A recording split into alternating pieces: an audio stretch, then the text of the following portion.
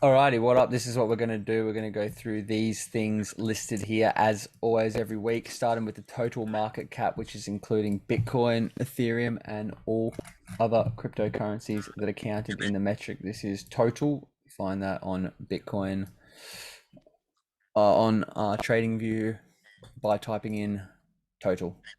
Total is all crypto. Total 2 is excluding Bitcoin, all market caps excluding Bitcoin. Total 3 is all crypto market caps excluding Bitcoin and Ethereum. Going to see this chart looking pretty much exactly the same as Bitcoin in most aspects at the moment because of the way that Bitcoin's been leading the price for all the altcoins as well. There's not really much deviation going on between this. You'll see that a lot of the time with the total it holds. So Bitcoin, you'll see the price of Bitcoin start peeling over when it reaches tops like this, but a lot of the time the total will hold strong for a while. Like for example, if we overlaid the Bitcoin onto this total market cap, you would have seen Bitcoin probably started peeling over around about there while this continued higher, or it holds its range. That is because typically altcoins will pump for an average of 17 days ish, give or take a bit, after Bitcoin has made a high or the high of the run. Altcoins will continue to pump. That's why the total market cap stays strong, because as Bitcoin starts peeling over, people are expecting Bitcoin to make its next move up. So altcoins continue to perform, keeping the total crypto market cap high. So we're just seeing now this is just peeling down and looking to decide whether or not this is going to be a big bull trap or we're going to put in a higher low somewhere either here or moving down anywhere in this range right now basically. But more information will be gathered from the Bitcoin chart than we could from the total market cap. The next one will be Bitcoin and Bitcoin trend. So here we go to the right Bitcoin chart. The right Bitcoin chart is here. So the trend, not too dissimilar from what we talked about every other week, where let's remove this, where you just make simple trends. Trend gets broken. This is just on a pattern sense of the trend. So just typical obvious momentum, not using any moving averages or anything like that. We had a downtrend. We had bottom consolidation.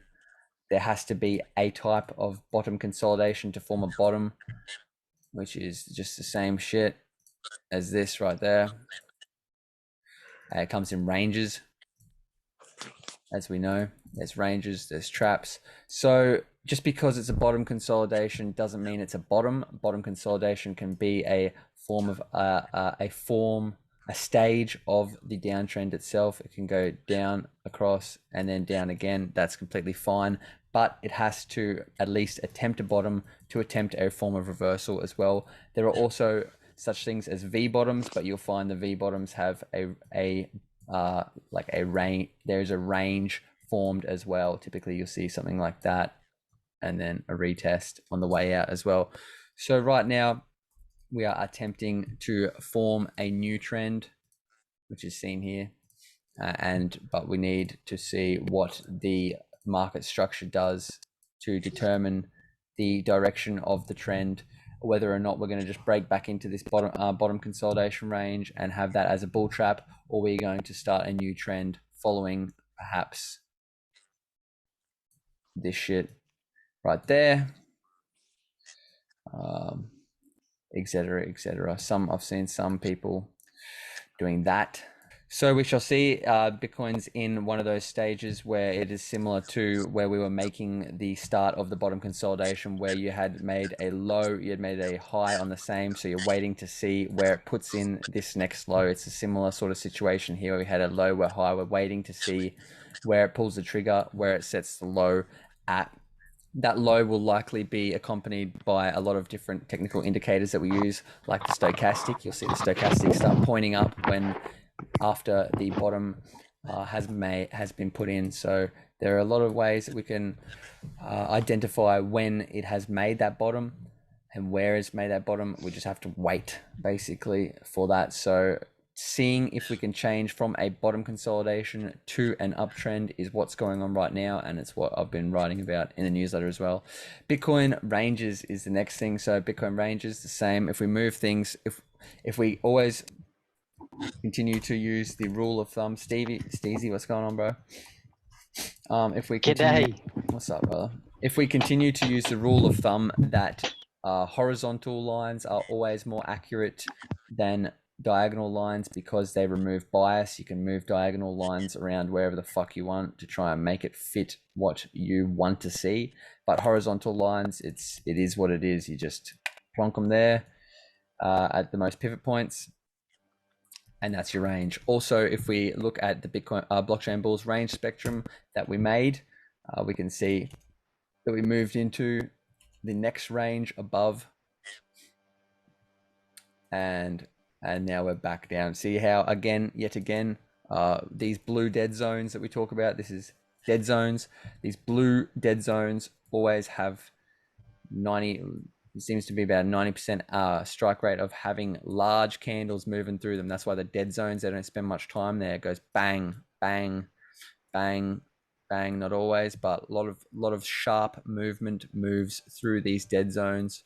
You get a lot of strong price action. Price doesn't hang around them much, and that also signifies the differential between the two ranges. So we've gone up, we've gone down, but also just remembering that the top side of these ranges is typically good shorting until it plays out. It overstays its welcome within a range, and then it becomes a lot less simple as just short. Buy green, short red,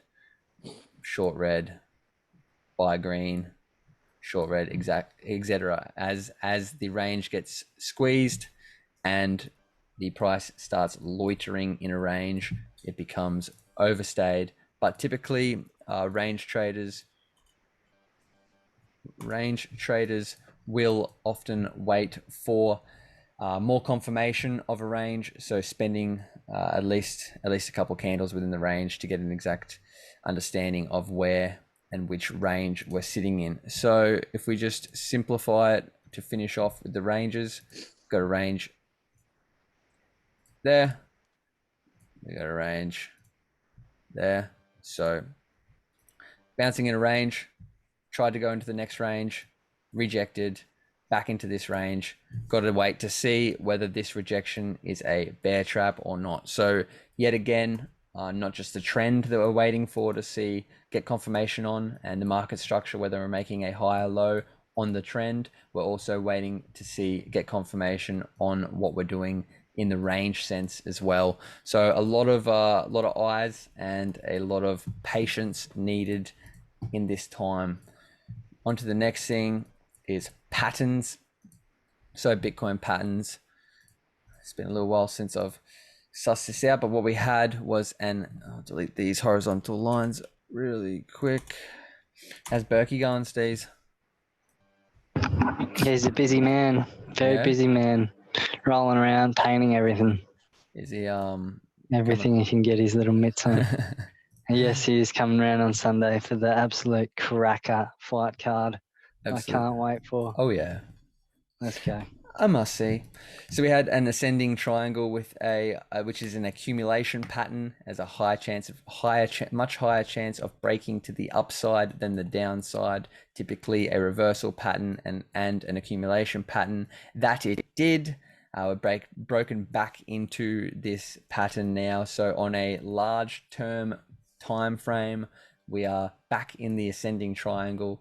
Regardless, on a shorter term time frame, if we zoom in pattern wise, probably the 1 hour, won't get too cracky and go onto any minutes, but if we look at the 1 hour chart here recently, we can see that we're just flagging down, staying in the channel. The problem with these channels, especially when they look like they're expanding like this, is that they basically can walk down these channels indefinitely if you draw the pattern like this. But like I just said before about trend lines, is that you can diagonal trend lines, you can draw them however the fuck you want. So until you find what you want to see, so I can keep drawing this until I see, oh yeah, well that's a falling wedge, got a high probability of an upside, or I can draw it as a descending channel. got a high probability of staying in the channel until it doesn't. So there's a lot of biases that can be followed if you're drawing diagonal trend lines. That's why I fucking hate them, but they're also relevant as well because they play out a lot, especially in a bull market. Rising wedges, a lot of in a bull run, altcoins with falling wedges and bullish divergence have an extremely high strike rate. That is what a lot of those recent performers that we got, like Graph, Audius, all those, that's what they were, and it's almost easy money. So that's pretty much what you can see. You can fuck around with some other patterns here on the shorter term time frame. Start trying to join pivot points. Obviously, the more pivot points that you join, the more accurate that it will be. A minimum of 3 is really what you want. I could draw it like this, but I wouldn't really get much from that. But I can guarantee you, if you go on crypto Twitter or something, you'll see people drawing that sort of shit, whatever the fuck. But I don't really rate it. I think we're looking very, very bouncy right here. Very bouncy right here for a lot of reasons, including I will get to this, but I'll show briefly. Really bouncy right here because of the falling wedge pattern that we just showed, but also bouncing off the moving average right now. So I think I've skipped. I was going to do the moving averages right now. I'm just going to skip and go back, but you'll see a lot of bounces off this moving averages, especially falling into it, and closing a candle on the bottom line of the moving average.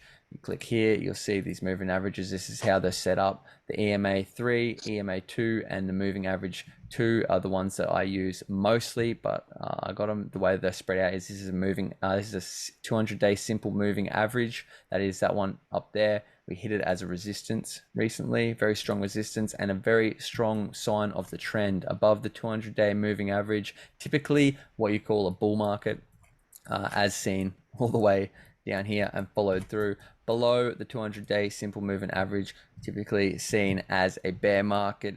This is just a classic traditional market sort of way of deciding on what sort of trend it is, and will be very much used as a resistance and support line very often. Simple moving averages are better in longer term time frames because they take the information into account a lot slower. EMAs, exponential moving averages, they are more sensitive and better for shorter term time frames. So here we've got the blue one is the EMA 55, the silver one is the EMA 21. We recently had a silver cross on these moving averages, which still holds. You can easily just flick back and look at the accuracy on when they have, except for here. But when they cross, we get good times. When they cross back, typically get bad times. Cross good times for a long time, cross back, bad times for a long time, cross good. See, it's quite a lagging indicator. So our thumbs algorithm caught this move about here, which is a lot better than what the silver cross gave us, but still a good indication of trend as well, because the upside was stronger than the lagging moving EMA of the 55-day, which shows that we have shorter term to mid-term stronger price movement going on. And the reverse is the same. So recently we had a silver cross. It's a bit of a big deal, and we will watch this closely to see whether or not it holds. But you can just tell that these EMAs are used by big money because we bounced here. Also, I believe if we run a fib, we'll probably see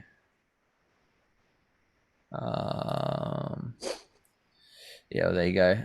So 0.618 very, very bouncy, very, very bouncy region in the Fibonacci retracement language. So a lot of people definitely take profit there when they short. If you shorten from up here or longing the opposite, the 0.618 on the fib is a very strong take profit zone. So a lot of the people that were shorting this move down will be taking profits here, and in turn buying back Bitcoin to push the price up and give a bounce. So you've got the EMA 55 EMA and the fib as a support, catching this move down for a bit of a bounce that we're seeing right now. Flicking back to the Bollinger Bands and the BBWP, which is volatility. So we'll have a look at the volatility. Just a reminder that volatility is direction neutral. So volatility has no gender. It's tranny or whatever it is, whatever they fucking do. He, she, shim. And we'll look at the BBWP. We'll see that, as always, we're on the Bitcoin 1 day chart. 1 day equals 1 candle. If we rip the vertical lines in here at the low volatility, so we'll whip I'm gonna move these down a little bit to make the screen a bit more friendly. So the BBWP is a Bollinger Band width percentile. It just shows basically on an oscillating chart from 0 to 100% on how tight and how wide these Bollinger Bands are getting when they get squeezed, when they get low, when they get tight, like when this goes blue, like when these edges start closing in. It's like a pimple. You squeeze it and the price pressure can't handle it anymore, and the floor breaks or the ceiling breaks and it pops up one way or another. If we draw the lines on when we've reached extremely low volatilities, we can see that the following day we start getting some big moves pretty soon, and that's why I was posting last night saying the next like 24 48 hours we're going to get some pretty big moves. This can go lower and take a few days, as you can see here. 1 2 3 took like 4 days of extreme lows as it started falling off, and this one was quite a fast reaction.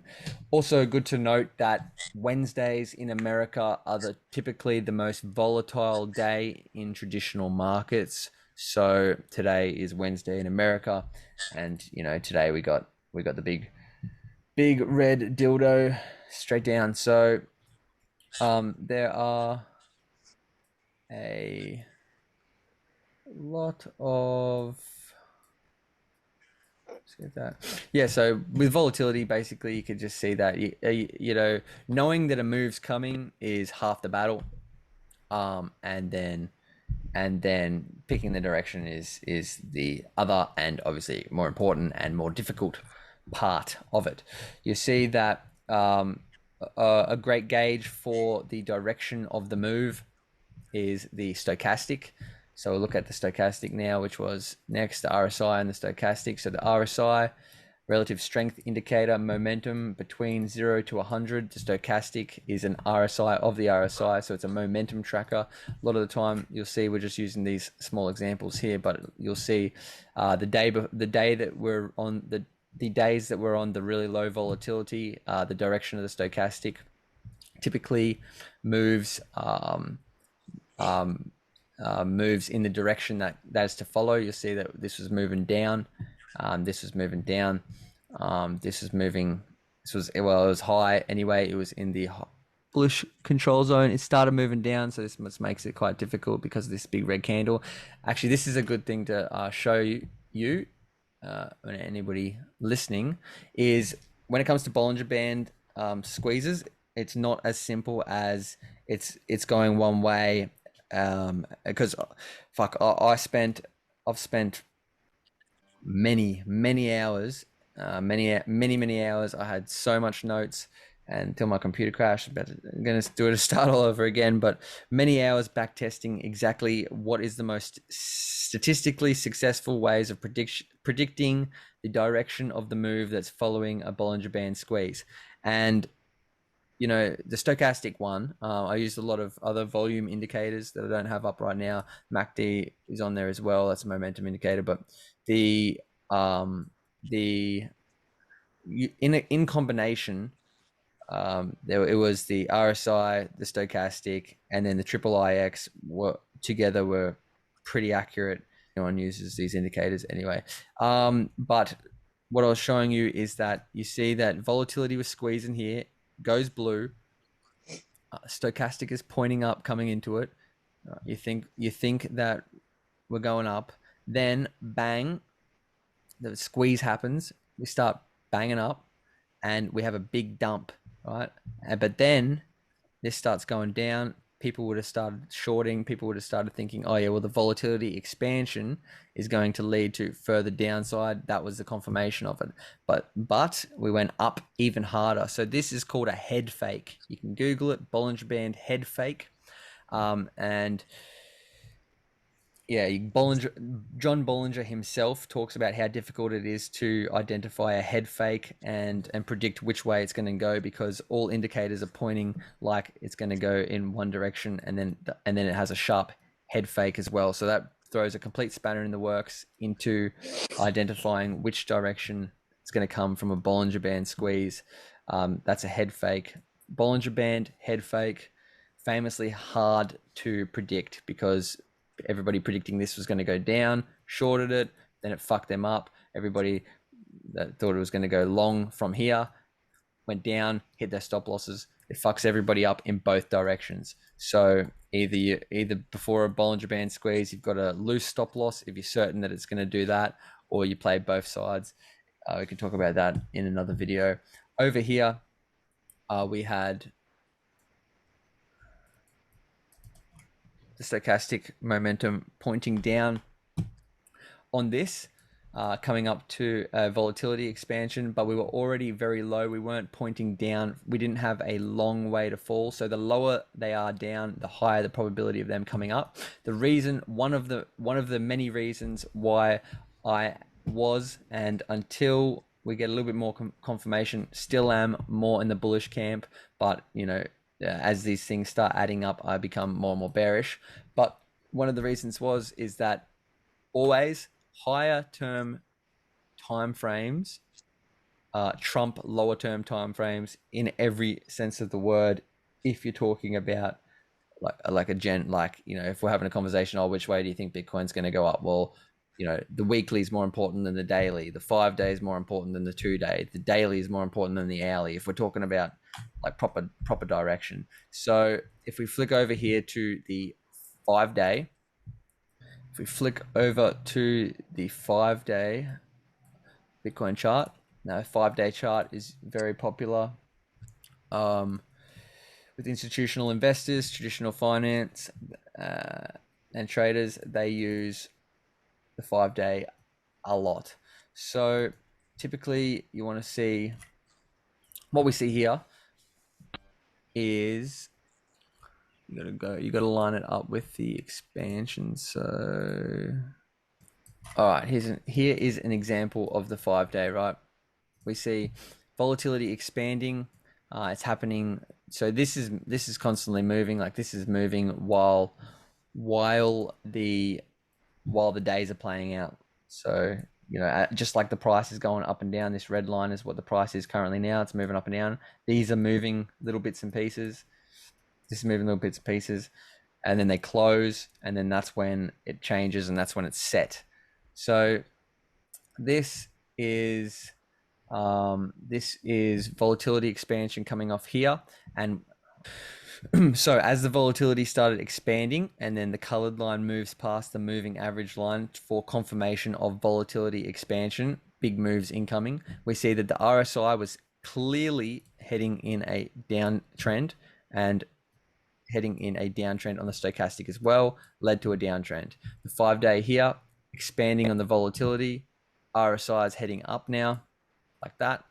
Stochastic, erect as fuck, led to upside. Volatility expansion again, breaking off the lows. Stochastics started an uptrend, and then the RSI is heading up as well. We went up. Volatility here, expanding off the lows. RSI in a downtrend. Stochastic, free falling, price went down.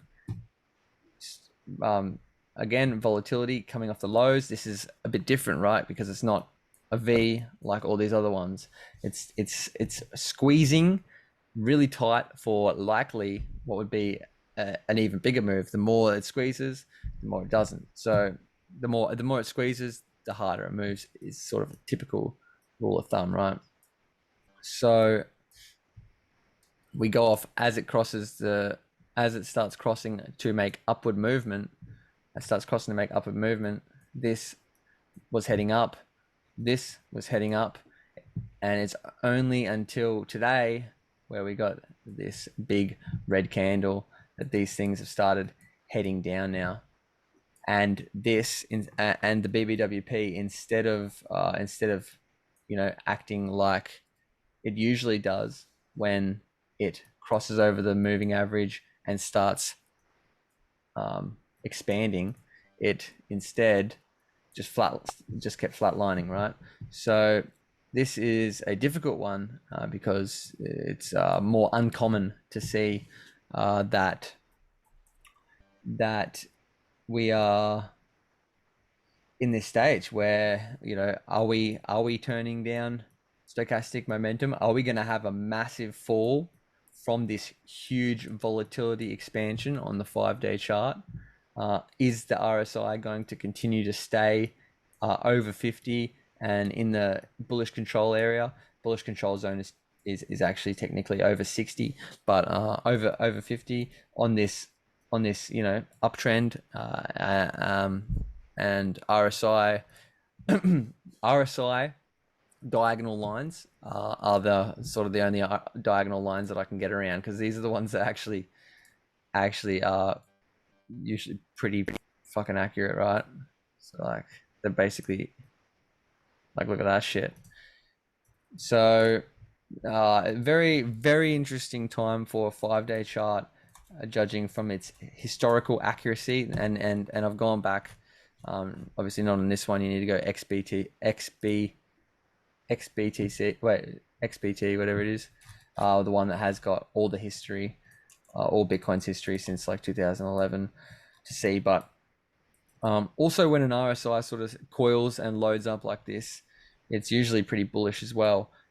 So it's this, and then also it's not very often that you'll get a stochastic so high when the RSI is still loading up and retaining in an uptrend like it's doing right now. So this is a difficult one. This is a difficult one. Also, the confirmation bias on higher upside. Oh, and also like if we bring out a percentage moves, the percentages to the upside are typically 20%. If we went back in history and found an average like I done, it was typically 20% moves coming off the lows on the 5-day chart when you had low volatility like this on average, and they ended up around the 56, I think it's 57k mark. Also looking at Bitcoin as well, that's why I said that was one of the reasons why I said 54 to 58k. Another reason why I said 54 to 58k was Fibonacci retracement from the high to the low. That led to 56, 58k. Also talking about the stochastic RSI, is that, let's have a little look. We're on the daily chart now, so I'm just going to neaten things up for anybody that's still following. If we look at, see how low we are right now. See how low we are on the stochastic momentum. So the stochastic momentum is very low, and let's have a little look at what's happened. Oh, it's a fucking horizontal line. Let's have a look at what's happened in the past when the stochastic momentum has been so low like it is right now. So just remembering that the lower it is, the easier it is to turn up, and the lower it is, typically the less time that it spends down there. So we're pretty fucking low right now. As you can see, this is nearly at zero. So momentum will come up. The price can continue to go down while momentum is up, or we can have just a small moves up. But this is like why I'm in the camp of a bounce from here. Not only have we got stochastic momentum very low on the 1-day chart, but we've also got those moving averages as support and a Fibonacci take profit range as well. But if we just, what I was saying is we just draw some horizontal lines at when this stochastic was low and started moving up in the past, like this shit.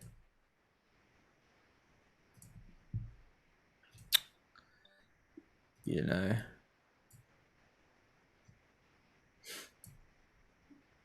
especially on uptrends. If we go down to uptrends, coming off the lows, coming off the lows, coming off the lows, coming off the lows. So just look at that stochastic simply for direction after it, you know, up, up, up, up, up, up, be it small, up, up, another one here, didn't draw, up, up. That was shit. So we got one shit example. This was sort of a shit example too. But you know, tick, tick, tick. Here, up, sort of up. We'll give that a small tick. Up. Remembering this is a downtrend, right? So just taking what we can get off the lows here, 39k up to 44k. That's over a 10% move. Small tick. Off the lows, big move. Off the lows, big move. Off the lows, big move. Off the lows, you know. And also, just take this chance to reiterate what I was saying is that, you know, especially there's people that have been around in this market or any market for a while paying a lot of attention to it, is that the markets and just sentiment in general and human psychology is extremely cyclical, and what we're best at doing is making every single pullback on an uptrend feel like it's the fucking end, and every single bounce on a downtrend feel like it's the fucking start of an uptrend. And that's what humans are best at doing. That's what we do every single time. I've been around for fucking all this shit, and I'm telling you right now, every single one of these, everyone thought it was over. Every fucking one, including myself at times, every one of these, everyone thought it was over. And then it was. But you had like fucking 6 of them. Every one of these, people think it's on again. Every one of these, people think it's over. Every one of these, it's the same shit. Every one of these, people think we're on again. If we look at the funding rate, and we will see that people were betting on a bounce this whole way down, which blows my fucking mind. And then also, like, just the same as, and that's why in a horizontal range like this, you'll see that Twitter becomes bipolar, because not only is it like extreme excitement and then fear, extreme excitement, fear. It's like extreme excitement, extreme fear, extreme excitement, extreme fear. Instead of, yeah. So it's like it's a complete equal balance of fear and euphoria that just sends people fucking crazy.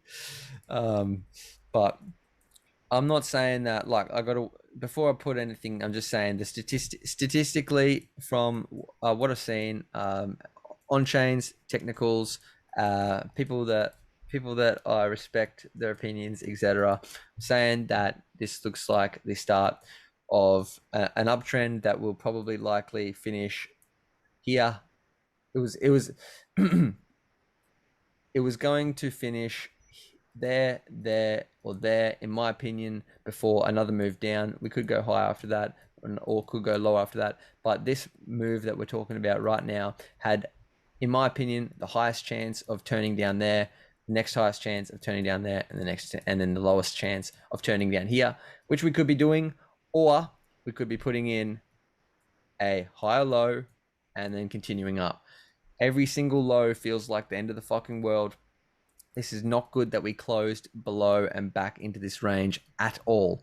But just like the opposite of like bullish, remember bullish, right? So when we were going up in these times, you know, we closed above, we spent another one above, and then we're down. Similar to this. So it takes a couple of days to really get enough information on all the different indicators and an understanding of what's going on, and whether or not the direction is changing or continuing. You can see, like, one day closing above this previous high, this previous resistance, one day wasn't enough, because the next day just followed down. And if we use that same, one day wasn't enough. You know, one green candle, you can see, if we use this same resistance, which is a resistance that went back all the way to the bull run of March, a very important resistance, in fact, to tell whether or not we were going higher. We closed above it, next day back down. Up here, we closed above it, one big green candle, and then 1, 2, 3, 4 reds in a row. Shithouse. So, and then if we add them all up over this resistance, 1 green candle, 2 green candle, 3 green candles, 1, 2, 3, 4, 5 red candles, you know, just complete and utter selling into controlled selling into all-time high FOMO. And it's just a similar thing where you just got to let these things play out and not try and be the perfect at. It's like you're swapping time for confirmation. So you want low confirmation and low time, or high confirmation and then you're given it a higher time frame. So the more time that you can spend, the more information that you can gather, the more understanding of what the fuck's actually going on. If you want to take some quick time the top, time the bottom stuff, you're just naturally going to have a lot less information. And it's as simple as that. I was going to say something else, but I forgot, and I'm thirsty. Oh yeah, what's next? Bitcoin dominance. Well, I'm going to assume that it's going to start going back up a little bit with this dump. Yeah, we've had a bit of a bounce on Bitcoin dominance, but I'm not going to go over Bitcoin dominance again. But Bitcoin dominance is the cheat sheet. It is the cheat code. It is the on and off switch for altcoins. When Bitcoin dominance is dumping, altcoins are pumping.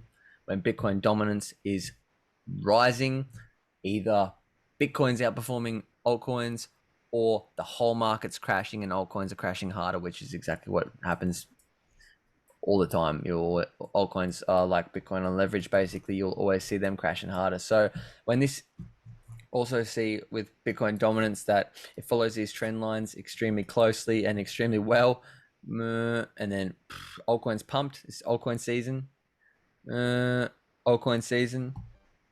And then are we in altcoin season? We've had some really good altcoin gains recently. We've also got this extremely strong support here. So perhaps we might get another stretch, another run of strong altcoin gains. According to this, if this continues its legs down until we reach this really strong and highly respected support line previously in Bitcoin dominance. So if you were just to look at Bitcoin dominance alone, you would be like, oh yeah, well, Bitcoin dominance is trending down now. It broke that uptrend that it sticks with very strongly, and we'd likely have, at least more good altcoin trading until May. If you were just looking at this alone and nothing else, that's what you would say. Also, just to touch back on the even more previous times in the past where Bitcoin dominance has stuck to a trend line. And then that was the DeFi run of 2020, where DeFi coins were just going absolutely skits. And then we had like a bearish sort of market coming into Christmas, and then altcoins went absolutely mental, and that was the bull run of 2021 all the way into May. Altcoins began their big pump and big run. That's Bitcoin dominance. If you're just looking at this alone, I'd be like, oh yeah, well, we'll probably look to continue down to the support. But it's crazy how Bitcoin dominance, just the comparison of Bitcoin's market cap against all the other altcoins, follows these technical patterns so well, because that would be a bit of a support there. As you can see, we rested on it here, pivot point. We rested on it here, pivot point. Probably if we go back further, we might as well. A lot of touching the ceiling there, and we bounced straight off it here. So that's pretty crazy. On to the next thing we got. Here we go. This is good shit. S&P and NASDAQ. This is why I was pretty bullish. Look at NASDAQ. NASDAQ's just still following this trend up. Big fuck off green candle today. RSI momentum looks really strong. Still contracting, but following. Look, we do a trend line here on this RSI. Still following up. The stochastic, when it starts getting really when it gets really springy like this, it's usually quite a good sign. And also, you see, we're pointing up on the stochastic momentum on the 1-day chart on the NASDAQ. This is tech stocks, extremely correlated to Bitcoin and crypto as a whole, trending up, volatility is actually moving up again, so expanding again, which means this is likely looking to continue on and try and push to even higher, pushing the outsides of the Bollinger Band to new highs potentially if this continues its way up, just like it's done here, just like it did up in these extreme zones, up in the reds, pushes the Bollinger Bands to the limits. Obviously, like we talked about earlier, BBWP is direction neutral, volatility is direction neutral. So in this sense, when it was pushing the bands really hard, it was pushing them really hard to the downside. When it's pushing up here, pushing them really hard, it's been pushing the bands really hard to the upside. And it looks like it's heading back up again according to this. According to this, NASDAQ looks strong at the moment until it doesn't. If we're talking about it on a pattern sense, this is a rising wedge with an over 68% chance of breaking to the downside. But we could still see, it followed for another week, for weeks. And just because it breaks the downside doesn't mean it's not going to head higher as well. So NASDAQ looks all right, obviously very dependent on the global macroeconomic situation. And I'd imagine the SPX, well, there you go, this looks different. So I take most of my information from the NASDAQ because the tech sector is a lot more correlated to Bitcoin and crypto than anything else. The S&P, as all these tech stocks have been dumping, right? So the S&P 500 is the top 500 stocks in America. So as all these tech stocks have been dumping and all these commodity stocks have been performing, they are moving into the S&P because it's the top 500 stocks. So if commodity stocks are performing well, they are moving into the S&P 500, and shit like fucking not Twitter and that, but like tech stocks are getting punted out of the index. So now, if the S&P is more commodity heavy, and commodities have been sort of on a bit of a pullback, as we see in the case in gold, then this is why there's a difference between the NASDAQ and the S&P. A lot of the time, you'll see that the NASDAQ and the S&P follow extremely closely, but here we've seen a bit of a divergence between the two. Also, what else can we get here? With the volatilities, this is just on the 1 day, just doing mainly 1 day charts because it's just a bit of it's a nice fine line between the high term time frames and the short term time frames. Obviously, daily, get the most information with daily. I could do all different time frames, but we'd be here fucking all night, and I wouldn't get to have my dinner that I haven't had yet. So volatility contracting on the S&P 500 coming down. This is extremely prominent support line here. We've got the stochastic doing similar things, comes off the lows, pumps, comes off the lows, pumps, comes off the lows, pumps. If you're not using the stochastic as a buy signal or a sell signal, then what you doing, bruh? As the volatility is contracting on the S&P 500, which is natural, we can expect it to continue its contraction, especially while we see these going down. We have a important candle close here on the S&P 500 because this is a low there, right? And if this is a higher low, if we continue up here, then this will continue. This will start going up, and this will be a case of hidden bullish divergence.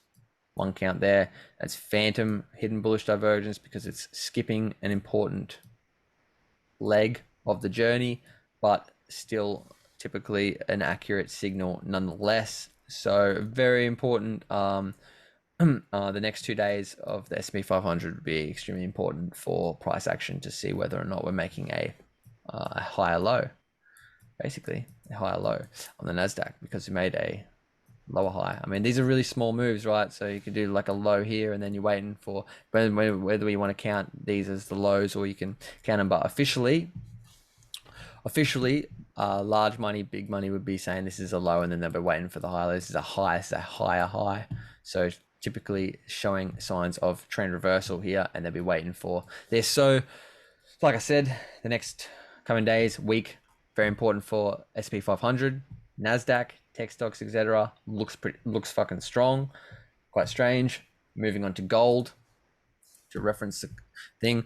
And this is just fucking This is crazy. Crazy big money buying at, 1915, 1916 area. Like, if anyone, like, there's some people are sitting there with just huge bid orders, just scooping it up at this price. Like, whether or not we go down or higher from here, we can say, descending triangle.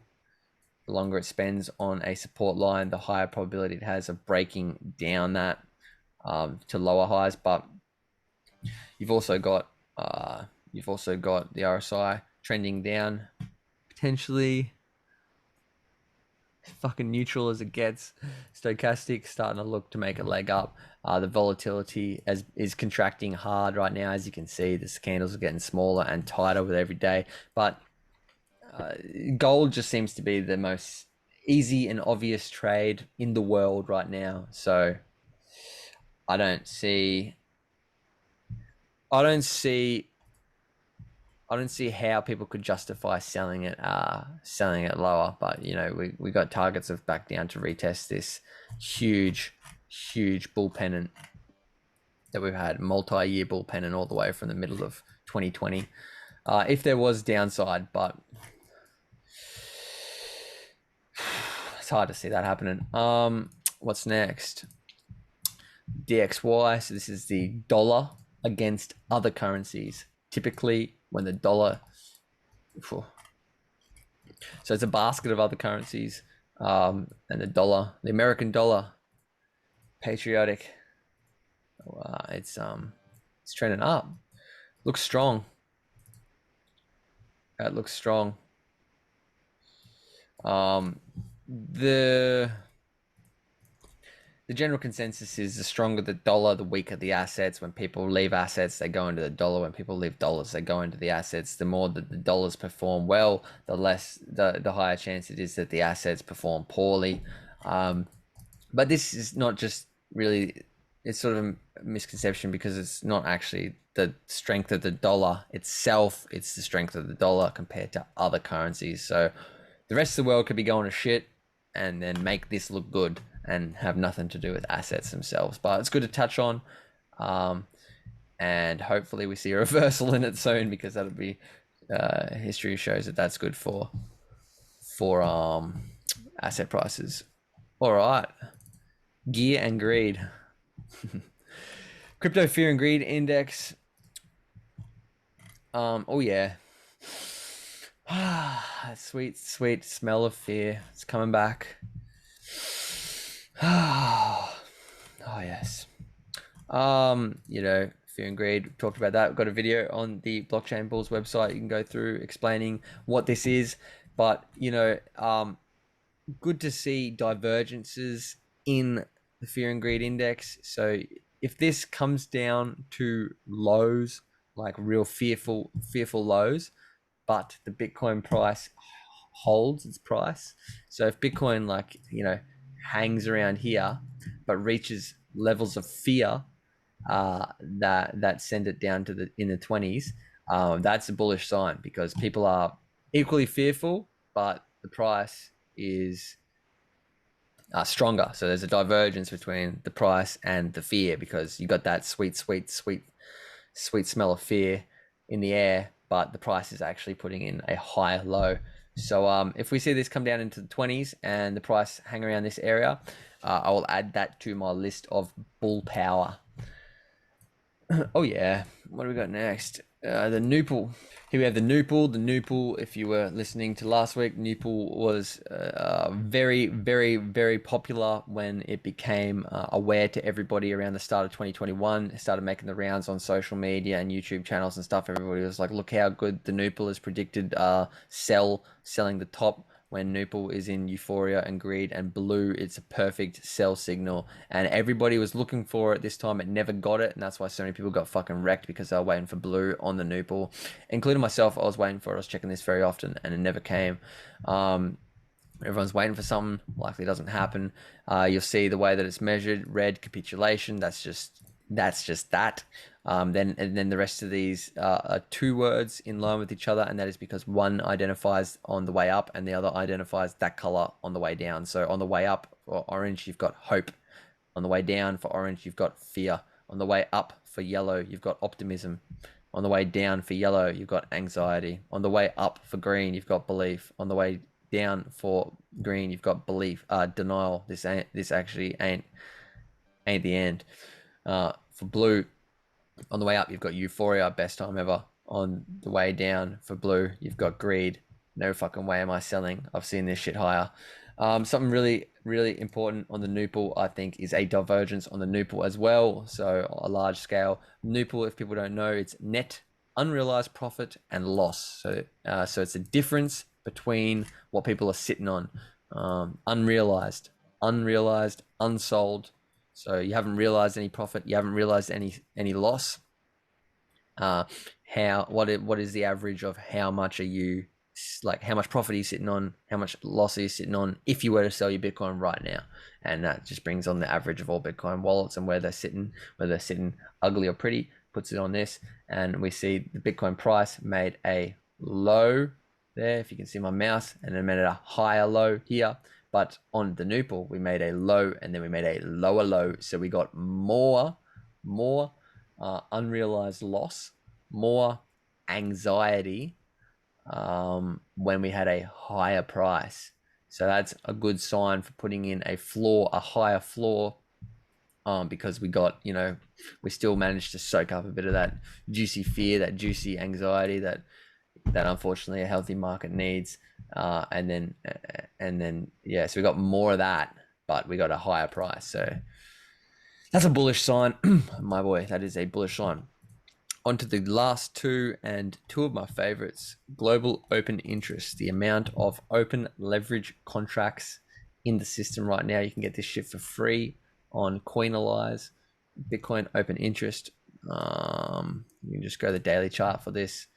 Maximize this shit if everyone can still see it, hopefully. So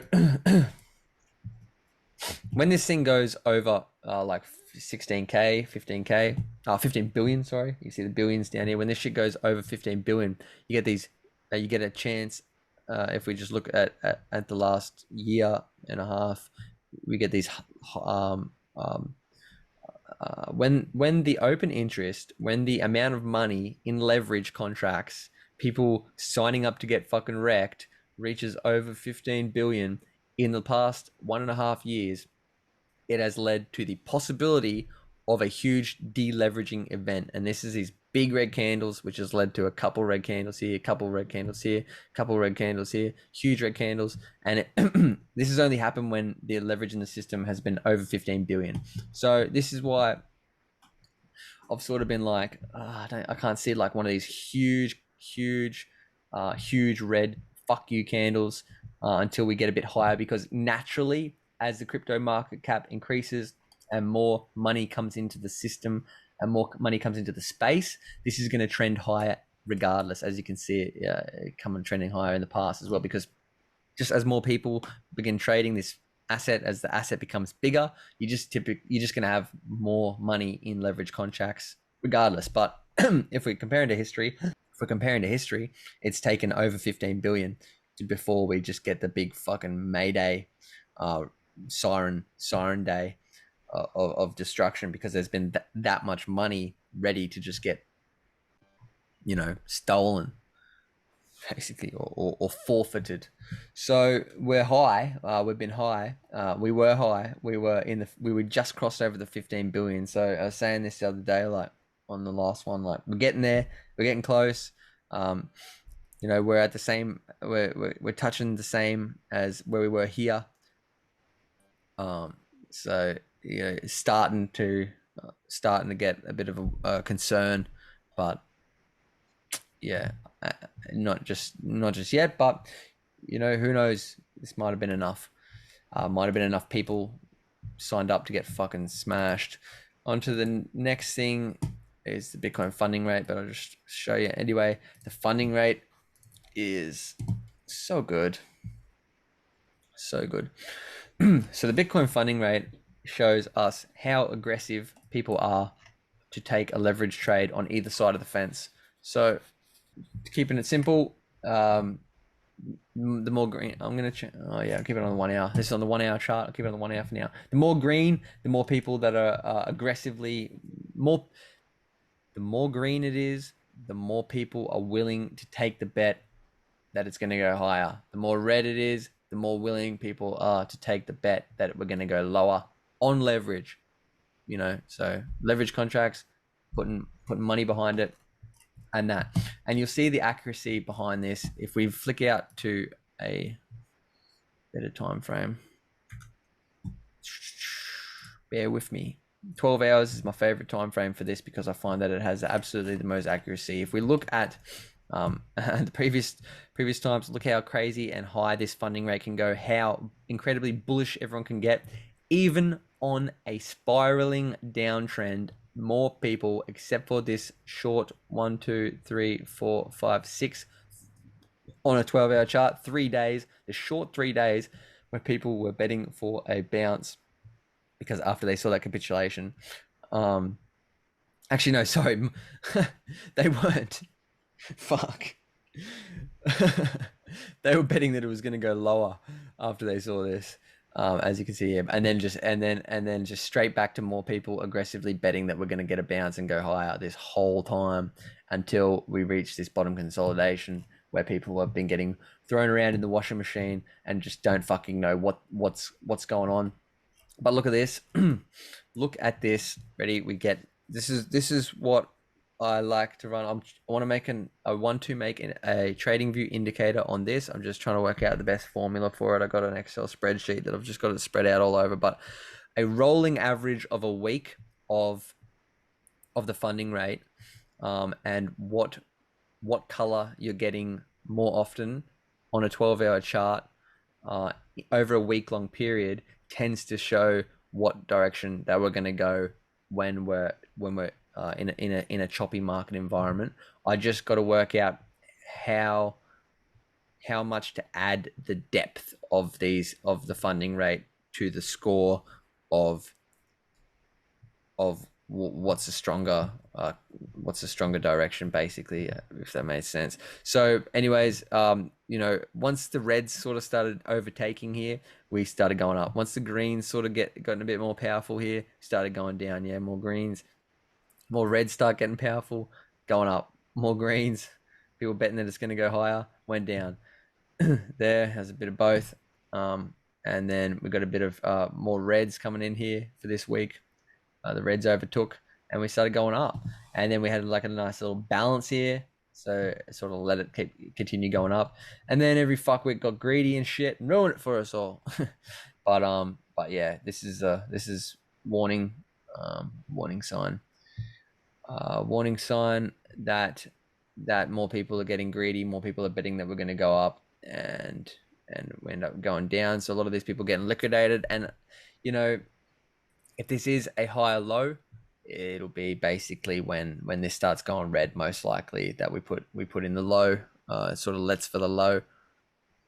You can see that in the past, this shit can just stay green for fucking like a full year and it doesn't give a fuck. So this is why it's not the best indicator, and it works especially well when we're just like sideways choppy, uncertainty choppy. But as we start making an uptrend, it matters less. And that's why I didn't take it into full account, because we broke above this resistance and made a higher high. So I didn't take it into as much of an account as I should have. Because like, look at this shit, right? This shit goes fucking green and doesn't give a fuck, just green and, fuck you. And then green the whole way, and then green the whole way, and then whole way down. So, and then, look, like, once people start flicking bearish and we start getting more reds there, we went up again. Yeah. And then, this was preceded by, this was preceded by a lot of reds as well. A lot more people aggressively betting that we're going to keep going down. And then it stayed red, which gave this a hell of a lot of jet fuel to make such a strong move right there like that. A lot of liquidity in that. So that'll probably wrap it up for for the usual routine. Bit of a long one. Oh, actually, perfect hour again, Stacey. Perfect hour again. Good shit, bro. Perfect. To put this simply, we've made a higher high. That's bullish. We're resetting the stochastic. That's bullish. The 5 days starting to show signs of a problem. We could have a head fake, like I showed you with the head fake, when it leaves the volatility. When it gets squeezed out of the volatility, it sharply goes one way before it goes the real way. We could be getting that sharply goes one way before it goes the real way, or we could just be getting the start of the confirmation of a bull trap.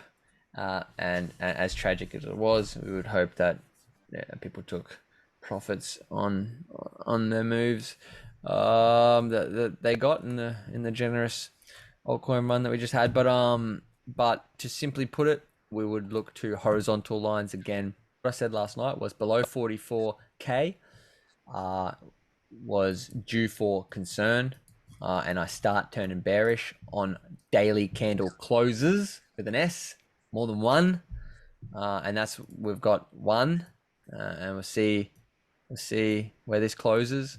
I didn't draw this. I'll just draw these in the right spot here. I said daily candle closes below 44k, and we got one. So we'll have to see where the end of this day leads us. And then basically, if we get candle closes above 46k, I'm just swaying back to and even more bullish. And then if we get candle closes and confirmations, so 2 out of 3, etc., or volume confirmation. If we get candle closes and confirmation below 42k, I'm more bearish than I am bullish, most likely, pending indicators. But these are the two lines. Obviously, it's not this is this now, but you got to put in if we are things don't go straight up, right? So they got to put in a higher low somewhere. So maybe we're getting a higher low over and done with right now, and that's a good thing. Or maybe this is a bull trap. You just don't fucking know. I can just use everything in my power to run through everything and make a general consensus. This is a very difficult one because we're getting mixed signals from multiple indicators. A lot of people are fucking overly bullish. A lot of people are overly bearish. We just need to see the next couple of days, basically, and see what happens with that. I hope that's helped. It's not anything definite, but if anybody says that they can predict what's going to happen, they're fucking lying to your face. The end. Just taking it all in. Seeing how I feel about the market emotionally. What are you feeling? I did sell off a lot of my stuff. Before the real nuke candle, so I'm happy. Cool. But I was taking profits when I seen near leverage token go like fucking 100+%. Yeah, like 300% or something. Yeah, profit. You have to sell that. Yeah.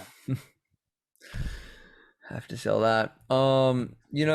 Also, like, some of these altcoins are looking fucking not too bad. Still, like for example, Engine, just looking to put in a higher low here. Getting 10%, getting a reset. We've got a potential higher low coming in. You've got hidden bullish divergence potentially getting locked in if we start breaking above the $1.70 range. Zoom in a little bit further. So if you were looking at Engine, for example, you would say that is the top resistance. If we closed above here, then this would confirm this as a low, and then it would confirm it as a higher low, like right there, and that would confirm hidden bullish divergence, trend continuation, and it would also be the stochastic coming off the lows there, and volatility coming off the lows. So that would be a pretty fucking strong move of Engine, if that were the case. So there's a lot of these coins that are looking good. The And only thing I'm watching with Engine is the 21-day EMA. It looks like that pump tried to bring it above it, and now it's getting pushed back. oh, So I'm did you see that? Oh my god! Live action. Sold off again. Wow, that's big. Say Big it move. again. Live action, baby. Nah, yeah, absolutely right, bro. I'm You looking know, at ETH at the moment to give me a bit of a market indicator yeah. because it's sitting above the 21 days. It's fighting hard for it. Oh yeah. The Bitcoin's fully cucked, sitting underneath. So if ETH can stay above, might pull the market up. That's that's a 51. Oh, 55. Yeah, right. Yeah. Yeah, well, it wouldn't be the first time that ETH's dragged Bitcoin out of the shit. Yeah. And that's another thing that I'm fucking biasly bullish about as well is Ethereum pumping into ETH 2.0 merger is such a good excuse for big money to just dump their ETH bags onto retail. Like retail FOMO would FOMO if they set it up right and had like mainstream media covering it, all the YouTube channels will be covering it. If everything aligned for the apparent ETH 2.0 merger that's meant to be happening in June, July, that's been meant to happen for years now. But if it does actually happen this time, it's just such a fucking good like sell narrative for big money, big ETH holders to just fucking sell into, man. Because 90% of people will buy ETH without knowing what the fuck ETH 2.0 is, and that just gives so much. It's just perfect. No retail won't go ETH 2.0, 2.0. That's one more than 1.0. The new ETH. Like if big money wanted it to happen, they could fucking. And that's only if ETH 2.0 end up reaches release date, which it has a extremely poor history of doing because it's never happened yet. But you see, like these things are got to put in a high. That's just the thing that you just got to watch, is that you just got to watch where this low forms, man. And you could just continue. That's a long way down, though. Anything above 2.5K is a higher low, yeah. And then you've got a low, and then a higher high, and then a higher low. Like, starting to look pretty bullish there. And for Ethereum to go down below 2.5K right now, any low that's formed higher than a minus 30% to the downside is a higher low. God, and this dump's been really good from a stochastic point of view, because this is putting a lot of things into buy range. If you do what I do and buy off the lows of stochastic momentum, you will be wetting the lips at these buying opportunities that will come over the next week, if you have the guts to pull the trigger. I've got a lot of these coins are getting a nice reset. Heaps of them. Yeah, most of them have fully retraced that pump. Yeah. Except for powerhouses like Nia. Yeah. Nia is looking strong still. It's still holding up. Yeah, see, that's fucking like that's sweet. That is sweet. And you've got so much room to move too. So much room to move. I reckon it could potentially get a real good boost too, with the whole focus on ETH, and the proof of stake sharding factor. Yeah, like people will be thinking, oh, Nia's like little ETH, ETH's little cousin. Absolutely. fucking pumped. The chart overall, looking on the daily, it just looks like it hasn't had, like a full parabolic pump, really. It's a healthy chart, man. Let's just say that the market puts in a higher low and continues up. Let's just say Bitcoin goes to 50K, 60K.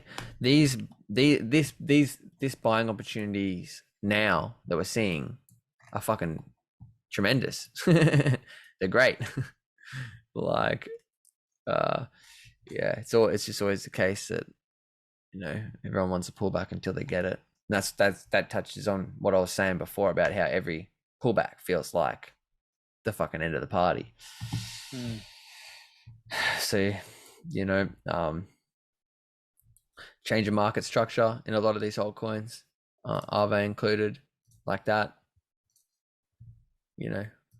But like, look at that looks like the start of something good. Yeah, it's just contracting, and if this continues up, that's a mad sign of bullish continuation. You just needed to close above the previous range high. So once it starts closing above here, that's trend continuation locked in, and that's much higher prices expected. A lot of these altcoins they look sweet. They look sweet, man, and that's another thing that sort of changes. You got to add that to the bias as well. Like, in conclusion, thanks everybody for watching. If you hung around this long, if you are bullish on the crypto market still and thinking we are continuing in an uptrend, a lot of these altcoins are extremely good buying right now, if that is what you believe is going to happen, and a continuation upwards. So keep that in mind. If you're bullish, buy the fucking dip. If you're not, make sure profits are locked in on anything that is in profit if you want to do that, and reassess the situation. I'll catch you next week for another episode of this. There you go, sweet. All right, yeah, fucking smooth as fuck. Fucking UFC Fight Night.